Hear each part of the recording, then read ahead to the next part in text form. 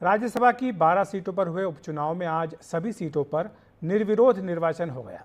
आज चुने जाने वालों में 2 केंद्रीय मंत्री भी हैं। आज के चुनाव परिणामों के साथ ही राज्यसभा में एनडीए ने मनोनीत और निर्दलीय सांसदों के समर्थन से बहुमत का आंकड़ा छू लिया है। राज्यसभा की 12 सीटों के नतीजे कुछ इस तरह आए हैं।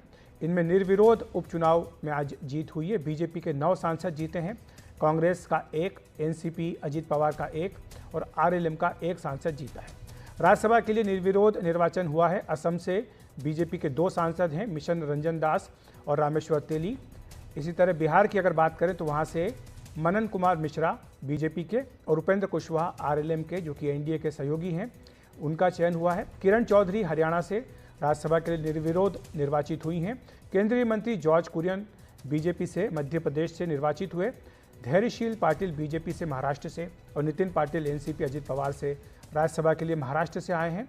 उड़ीसा से ममता मोहंता बीजेपी के लिए राज्यसभा से निर्वाचित हुई हैं और केंद्रीय मंत्री रवनीत सिंह बिट्टू बीजेपी के लिए राजस्थान से चुने गए हैं। त्रिपुरा की बात करें तो वहां से राजीव भट्टाचार्य जी बीजेपी के लिए चुने गए हैं। अभिषेक मनु सिंघवी तेलंगाना में कांग्रेस के खाते से आए हैं और इस तरह से राज्यसभा में सरकार को बहुमत लगता है कि मिल गया है। बीजेपी की संख्या बढ़कर 96 हो गई है।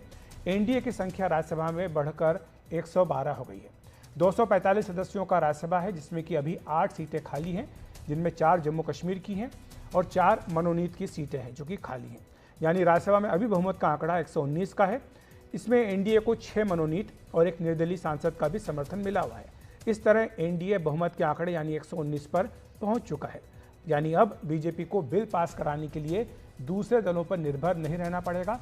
इससे पहले बीजेडी, वाईएसआर कांग्रेस, बीआरएस और एआईएडीएमके पर सरकार निर्भर हुआ करती थी। उधर कांग्रेस के लिए भी राहत की बात है। उसकी नेता प्रतिपक्ष की कुर्सी राज्यसभा में सुरक्षित रहेगी। कांग्रेस के सांसदों की संख्या राज्यसभा में 26 से बढ़कर 27 हो गई है, जबकि नेता प्रतिपक्ष की कुर्सी के लिए 25 सांसदों की जरूरत होती है।